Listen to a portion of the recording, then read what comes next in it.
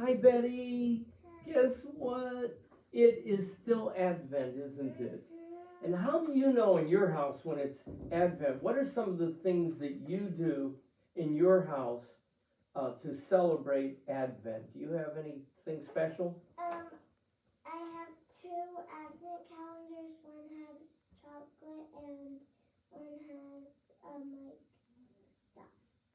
Advent calendar, which is really good because you see, we live in a funny world right now. So the other day somebody was talking about the 12 days of Christmas, and I found out they were really talking about the 12 days of Advent that occur before Christmas. And we know that Christmas is the first day of Christmas, and then we have 12 days. So we're still in Advent. And we have always at our house celebrated Advent fully. In fact, this is Saturday, so that means that tomorrow is the 4th Sunday of Advent, and the color is still purple. But many years ago, your Nana, that's her grandma, and I had every kind of Advent celebration that you could have in the house, and I'm happy to say that Advent is celebrated in your house, and your aunt's house, and your uncle's house too. But one of the things that we did, in fact, it's in the book, you know, the book that Nana and I wrote called To God Be the Glory. In there, we have some very original and cool representations. And every single day of Advent, your mommy or your aunt or your uncle would go over and place one of these symbols on the Jesse tree. Now, this seems a little bit weird in a way, so I have to be able to explain it to you. But your great grandma had crocheted for us a beautiful Christmas tree. And then your mom, your grandma, your Nana. An actual Christmas tree? Yeah, looks like one, yeah. And then your Nana made all of these beautiful symbols that are in our book. And so what we did first, yeah, if you could hold that up, at the very root of the tree, we had creation with the serpent. Then the very first thing that we had was the Holy Trinity with the triangle there, Melchizedek. Then we had Noah's Ark that you were holding up, and every day we would put that on the Jesse tree so that we could think about everything going on in the Old Testament that reminds us that one day there would be a Savior. And so it's interesting because of the fact that you and I have been reading all about these events in the Old Testament, haven't we? With the book. The book that we were reading all along, we've done now over 33 chapters of the book. 25 from Father Roger's book, and 8 chapters that I have been able to write and read with you. So I just wanted to tell everybody about all of these beautiful symbols that they can find in our book, which is called To God Be the Glory. Can you recognize here, for example? Hey, look at this one. We talked about him a lot, didn't we? So there's tablets. The tablets. Aaron, yeah. David, Elijah, Yes. Isaiah, Jeremiah. That's exactly right. In fact, I can tell you a little hint. I'm really excited about this. But the chapter I've just written that we're going to start doing when it's not Christmas, when we go back to the Old Testament, it's going to be about Elijah. It is. And I'm excited about telling you about Elijah. But later on, you see, we also are going to be talking about Ruth and Jonah, John the Baptist, Gabriel. That's right. And then you get to see, you know who that is probably together. That's St. Joseph, and there is the Blessed Virgin Mary. And so tomorrow at Mass, we're going to have another opportunity to think about the Blessed Virgin Mary and St. Joseph preparing for the birth of Jesus. Now, the thing that we do during Advent, apart from lighting the Advent wreath with the different colored candles, is what you did with your Advent calendar. And you have one, you said, where you have a little chocolate every day, and then we have one downstairs that every time you pull, well, what does that do? Do you remember that? It's it's the scene of the birth of Jesus. That's right. It's all the scenes leading up to the birth of Jesus. So in day one, I think it's either a sheep or Jesus. That's exactly right. So we get sheep and we get shepherds and we start putting them up. Yeah. Jesus and Mary and Joseph. Uh-huh. And you're going to set that up today because we've missed a few days since you haven't been here for a few days, so you can do that. But you know what I wanted to talk with you about, Betty, is this is so exciting. I cannot believe that you and I were born at a time like this, when we can tell you about it. And here's why I think it's really amazing, because you and I don't have our masks on right now, because we've spent a lot of time together, but you and I wear our masks all the time, and I know that you've had to wear your mask at school. You've been going to school, haven't you? Yeah, and you have to wear your mask. In fact, I heard you got an award yesterday, did you? Yeah, I got an award for being unusually good. Being unusually good. What do they call that award? A bug. The Bug Award. Being unusually good. I like that. Well, you're a good bug. That makes me happy. But you know, what we need right now is a special light. Everybody feels like they're in darkness because of COVID. But what are some of the things you've heard people say during this time with COVID? Have you had any of your friends or anybody else complain or say anything about it? Me. You. Mostly just me. I hate wearing masks. They're uncomfortable and I can't breathe in them. So you're having trouble breathing and you hate wearing them. But why are we wearing masks right now? So we don't get sick. Yeah, so we don't get sick. Have you known many people who've gotten sick? Well, like, they didn't get COVID, but some of my friends got sick, but they didn't get COVID. Good. So your friends have been safe. Your family has been very safe. And we're very, very safe at our churches. Now, you get to go to Mass every Sunday just about, don't you? Your church, you're a member of the cathedral in Dallas, and not as many people going right now, but everybody's being safe, aren't they? Well, they're not really wearing masks, but they're, there's this aisle that's open, and then this one's closed. This one's open, closed, and open, close, open, close. Well, at St. Timothy's, where Papa has been the vicar for 9 years, I won't let anybody not wear a mask. They all have to wear a mask all the time inside. The only time they're not wearing their mask is when I put the host on their tongue, the Blessed Sacrament, and then they put the mask back up. And I'm wearing a mask, a shield, when I put it on their tongue. And you know what else I do? Then I cleanse my fingers with antiseptic that one of the altar boys carries. So we're trying to be safe. So we've been in what you might call kind of a darkness right now. And what we're really looking for right now is light. Well, I can't believe it, but you and I, on Monday night, are going to go outside. And then we're going to see what happens. What do you think we're going to see? What do they call that? The star. Of where is it? Bethlehem? Yeah, the Star of Bethlehem. We're going to talk more about the wise men at a later time who followed the star. We're not going to talk about them today, though.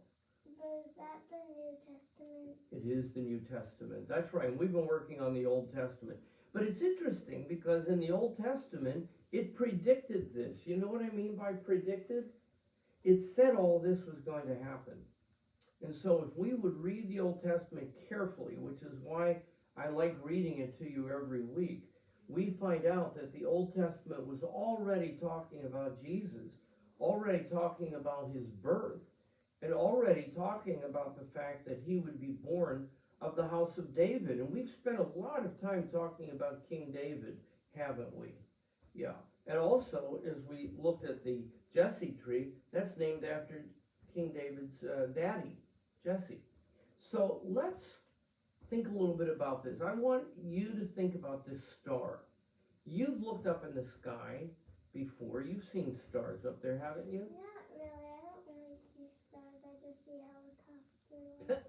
Helicopter lights, yeah, that's true. We see lots of those. But you know, when before your mommy was born, when your uncle was born, and we lived in a state called Kansas, they didn't have so many street lights where we lived. So at night, when it became dark, without having lots of street lights around, I mean, when it was dark, it was dark. You couldn't see anything. And especially out in the wheat fields where we were, near where there were lots of wheat fields, you couldn't see in front of your face like that. So whenever there was a power outage, which meant all the lights were out, there was nothing. I mean, it was black. But the one thing you could see, because the sky is so wide, there are no mountains to obscure it, no smoke clouds like it was where I was born in Pittsburgh. And we looked up into the sky, you could see all the stars. Sometimes people talked about constellations. Have you ever heard of constellations? Are they like stars that like make a figure? Yeah, and have you ever heard of any figures at all?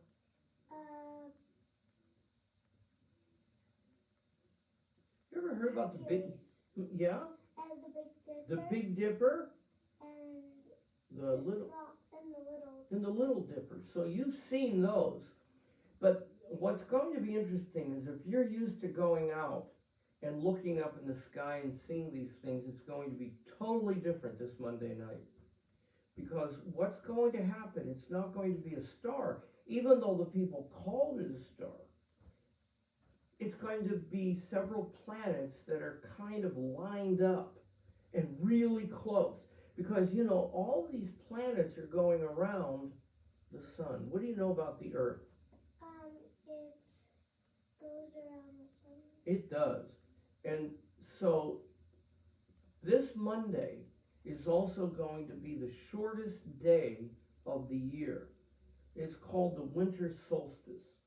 And so, have you heard that?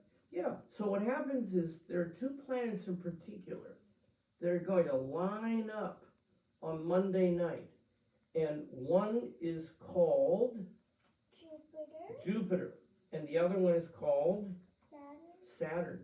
And when you see them lined up, it's going to be so bright. In fact, this is called the Great Conjunction.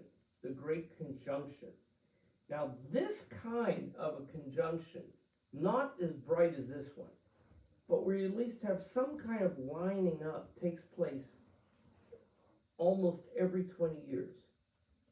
So the next time you'll have a chance to see something line up a little bit like this will be in the year 2040. And that year I will be 95 years old. So I hope I get a chance to go outside and see it with you 20 years from now. And 20 years from now, you're going to be how old? 28. Yeah, so when you're 28 years old and you're standing outside, you remember we talked about this, okay? Yeah, we talked about the fact that when you're 28 years old, you'll be able to look up in the sky, see this great conjunction. But it's not the great conjunction like the three wise men had a chance to see. Nope, it isn't. In fact, I've written down 2 dates for you as to when the kind of great conjunction we're going to see on Monday night last happened. The last time it happened was in the year 1623. 1623. Yeah. Woo! 400 years ago. That's, wow, it's amazing. And before that it was 1226. That was 800 years ago. So do you realize that what you're going to see on Monday night is really unbelievable. So, let's think a little bit about some of what that means, because there are four gospels in the Bible. Gospel is a word that means good news.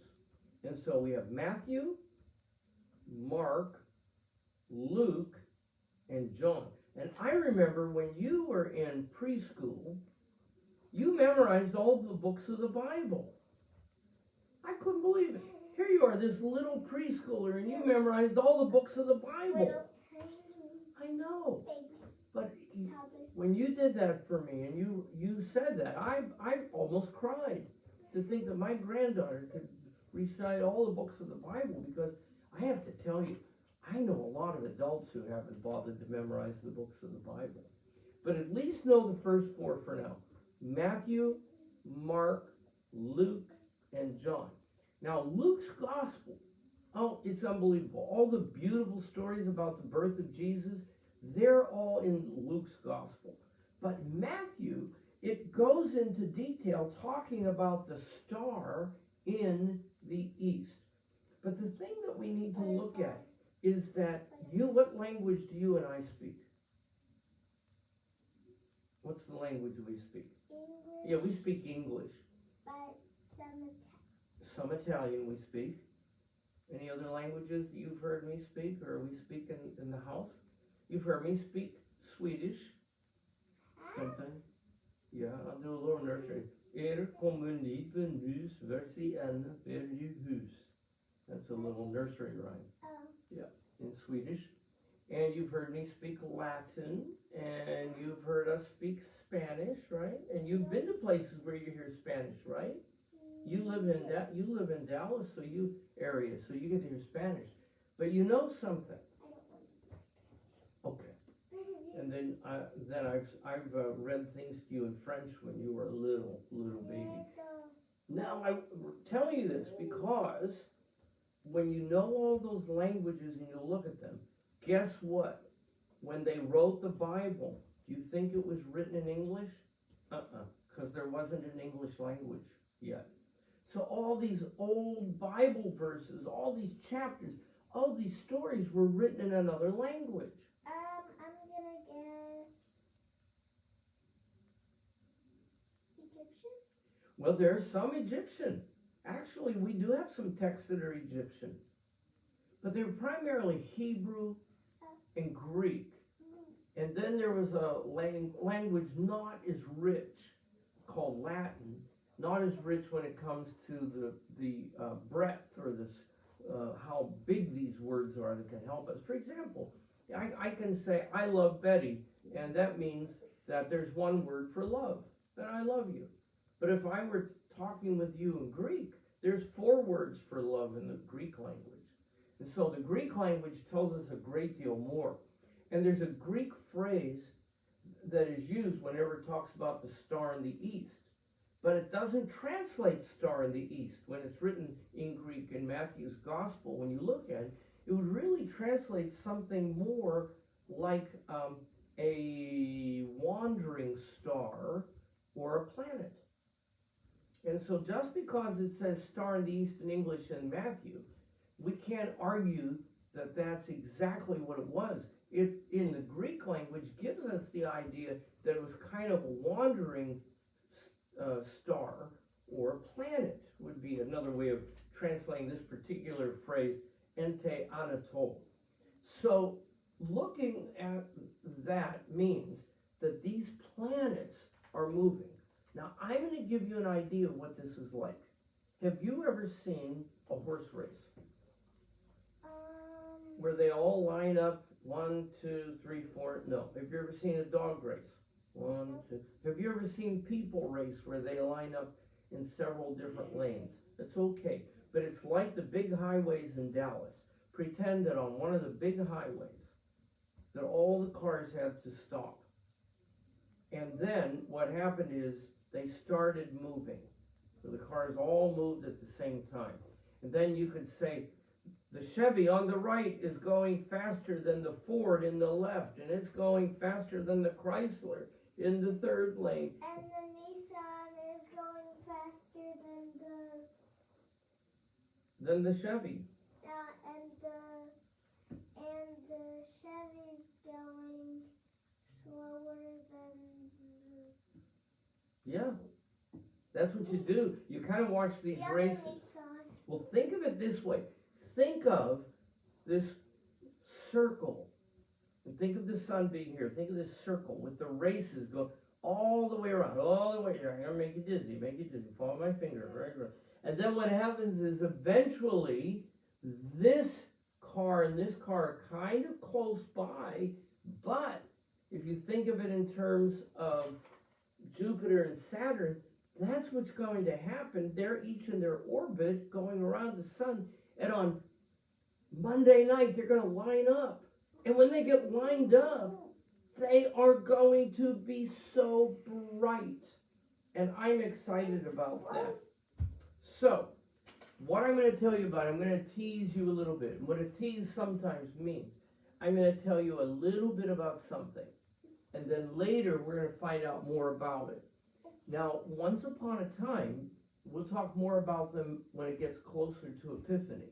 But once upon a time, we know that there were several men who kept on looking up into the sky, and they saw what you and I are going to see on Monday night.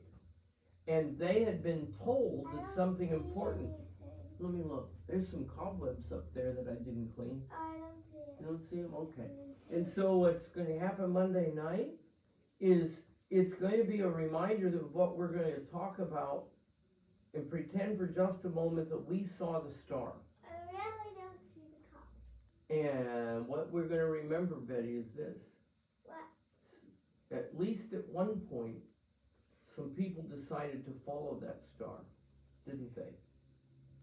And that's why with our creche, our manger scene, especially in churches, we don't put the three wise men inside the creche on Christmas Eve. In fact, tell everybody what you do on Christmas Eve with our creche here. Because there's somebody missing from the whole manger scene, the whole creche scene, and you get to take care of that. What do? You carry the baby, Jesus. and what do? And you then get onto the platform, and you put the baby Jesus into the manger. And then we can celebrate that he's born. So right now, in churches, if they have decided to do it a little early, no baby Jesus is in the manger yet. Wait. Oh yeah, we have a big baby. We're going to do next week. We're going to show everybody the baby there. Baby Jesus. And then, yeah, we keep one right there that we're going to be showing you next week.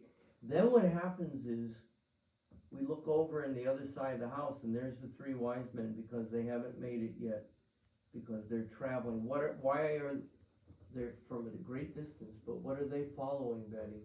The star. The star. And what are we going to see this Monday night? Jupiter and Saturn.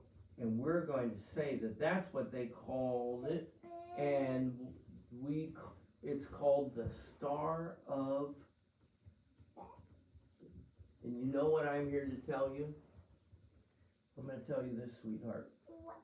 And never forget me telling you this. The problem that a lot of people have today is they don't follow Jesus anymore. They follow all the things that they want and other people say they ought to have. But just like those wise men followed the star, they knew if they followed the star, who would they find? And you know what you and I are going to do Monday night? We're going to pray on Monday night that more and more people will look up into heaven and that they will follow Jesus. Yes. And if they would follow Jesus, then they'll be blessed to be able to have conversations like I can have with you. Because my mommy followed Jesus, as did my daddy. Your Nana and I followed Jesus. Your mommy and daddy follow Jesus, and you follow Jesus. And I want to tell you that you might have gotten the Bug Award. For what? Being unusually good. But I want to tell you something. You got that award a long time ago from me. Because I know that you're my granddaughter. And I know that you love Jesus. Bye, everybody.